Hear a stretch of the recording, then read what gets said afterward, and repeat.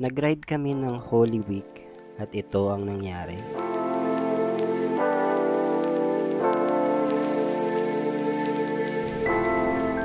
Madami kaming mga nakasabay sa Tarlac kaya nagpahinga muna kami. Chinek namin sa mapa kung saan papunta yung mga motorista at yon confirmed nga papunta silang lahat sa beach. Kaya napagpasyahan namin hindi na lang mag-beach at pumunta na lang kami sa bundok. Umiwas kami sa traffic paakyat kaya dito kami dumaan sa bagong highway papunta ng Baguio City, ang Asin Road ng Tuba Benguet.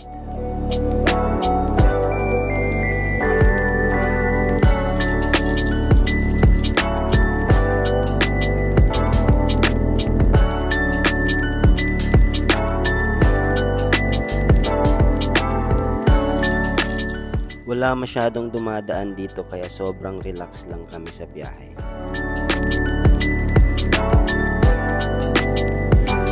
Madadaanan dito ang Asin Tunnels na inumpisahang gawin noong panahon ng mga Kastila.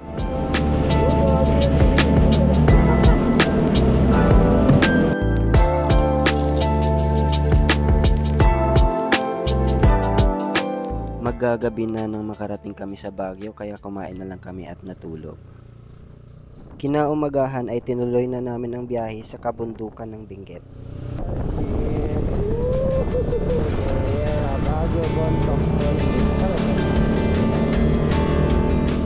Ito ang half tunnel na madadaanan sa Halsema Highway. Malapit dito ang mga tourist spot ng Atok gaya ng Northern Blossom at Sakura Farm.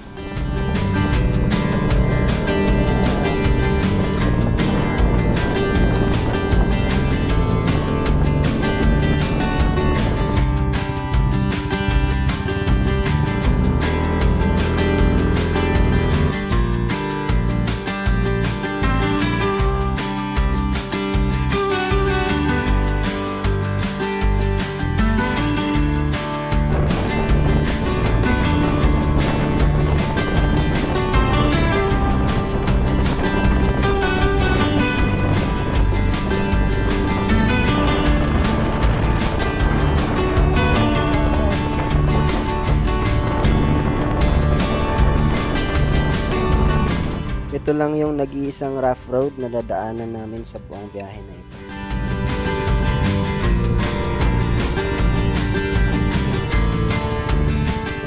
Napatigil naman kami dito at nagpicture. Ito ang arko ng Mountain Province.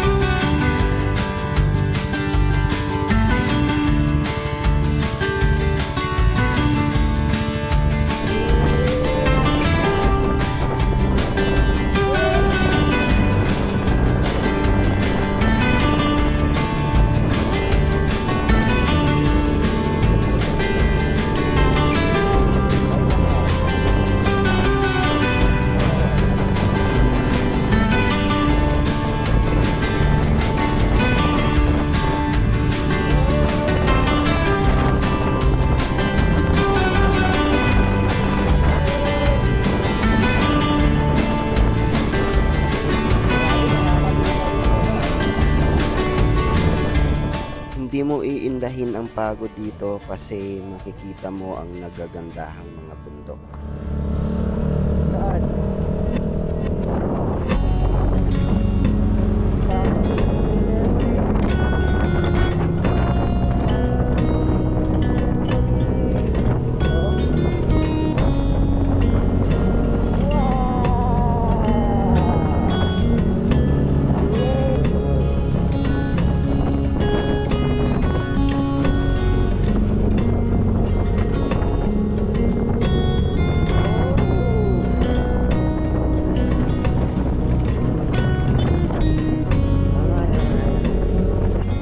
Dito na nagsimula ang ahon papunta ng Sagada.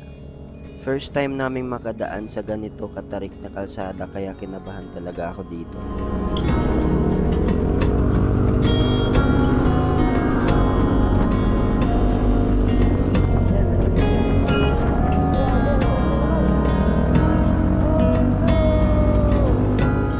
Buti na lang kinakaya pa ng motor naming si Doxy.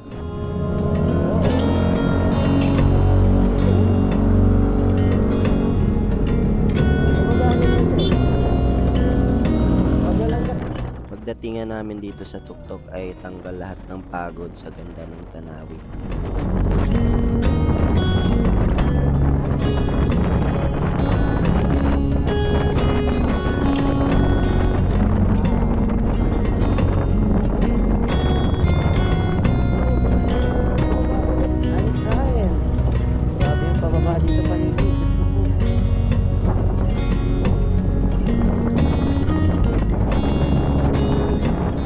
Sa diversion road kami tinuro ng Google Maps kaya hindi namin nadaanan ang arko ng Sagada.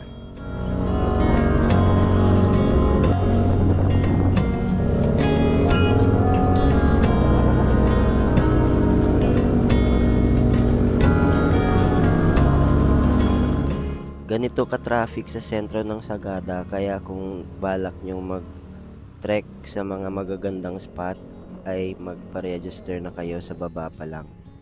Hapon na kami nakagala dito dahil sa ulan.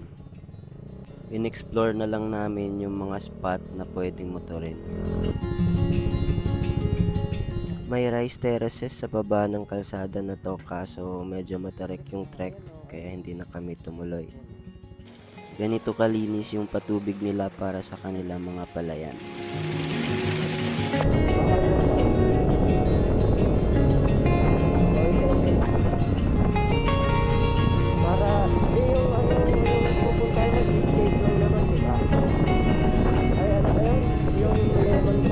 Papunta na kami nito sa Upside Down House dito sa Sagada.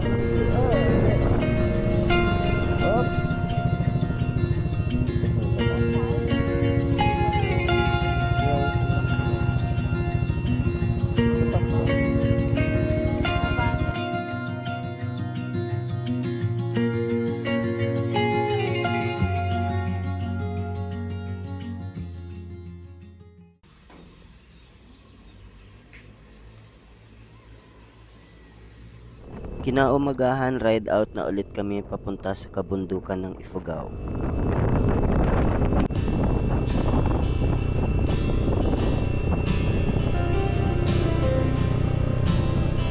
Bakit parang maalog yung ba?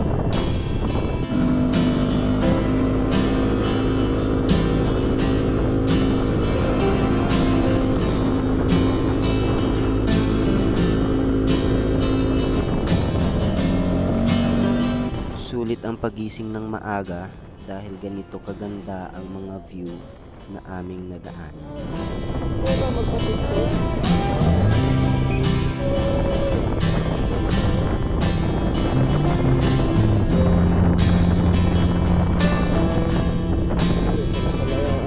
Mala-painting ang mga bundok na nababalot ng hamon. Mga inakyat natin, bababalot.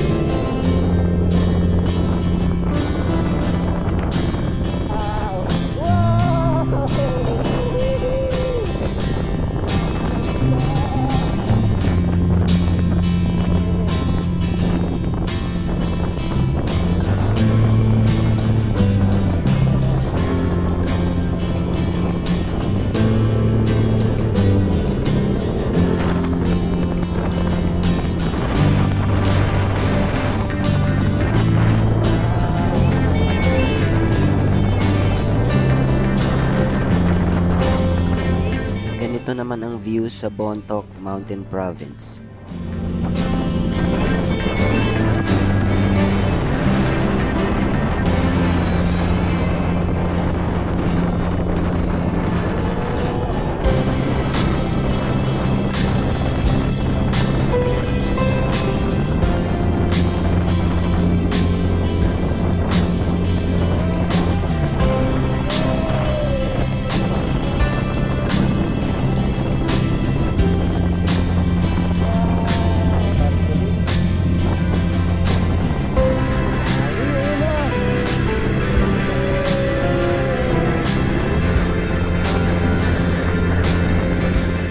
Ito ang Talobin Falls na nasa gilid lang ng kalsada. Di namin namalayan na nasa gitna na pala kami ng rice terraces.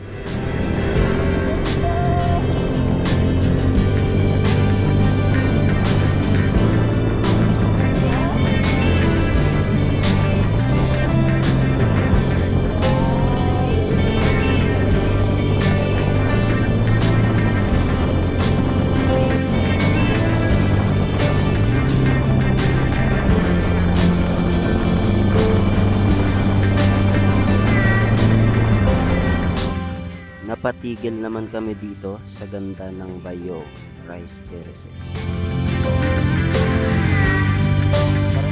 Mala spirited away naman ang falls na ito. Ito ang Tommy Falls.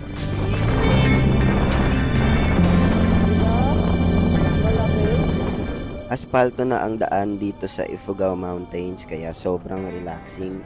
Partner mo pa ang nagagandahang mga bundok na nakapaligid sa iyo.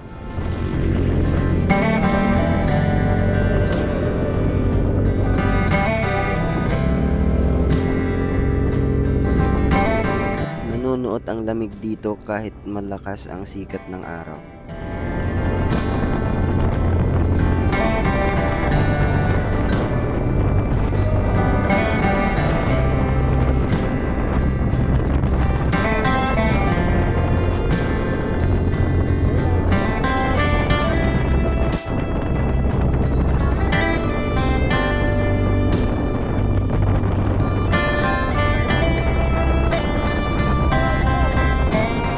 Nadaanan din namin itong mistulang mga Toblerone Hills dito sa bundok ng Ifugao.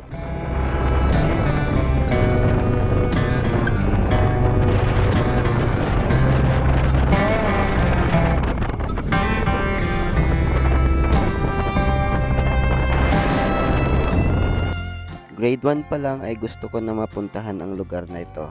Ito ang Banawe Rice Terraces.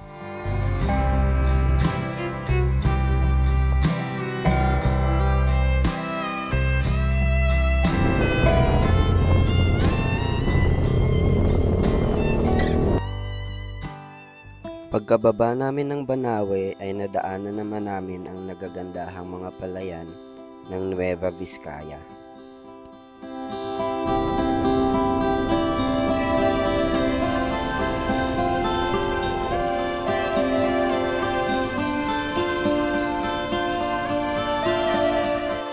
Bago kami nagpatuloy sa aming next destination ay nagpahinga naman muna kami dito sa Emugan Viewpoint. Pagkatapos magpahinga ay dumiretso na kami sa bagong tourist spot dito sa Pangasinan, ang Maliko Road ng San Nicolas.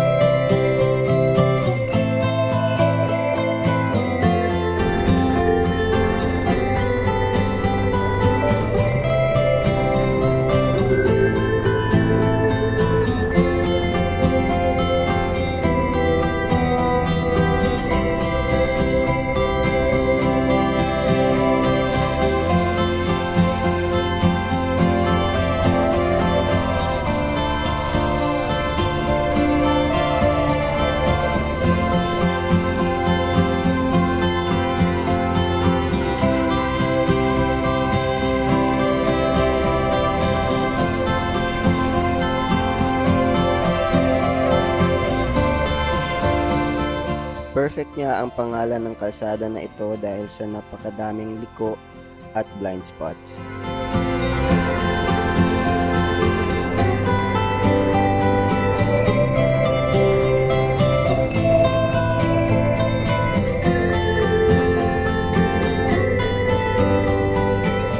Sulit din dayuhin ang lugar na ito dahil nakaka-relax tingnan ang mga bulubundukin at kapatagan ng Pangasinan.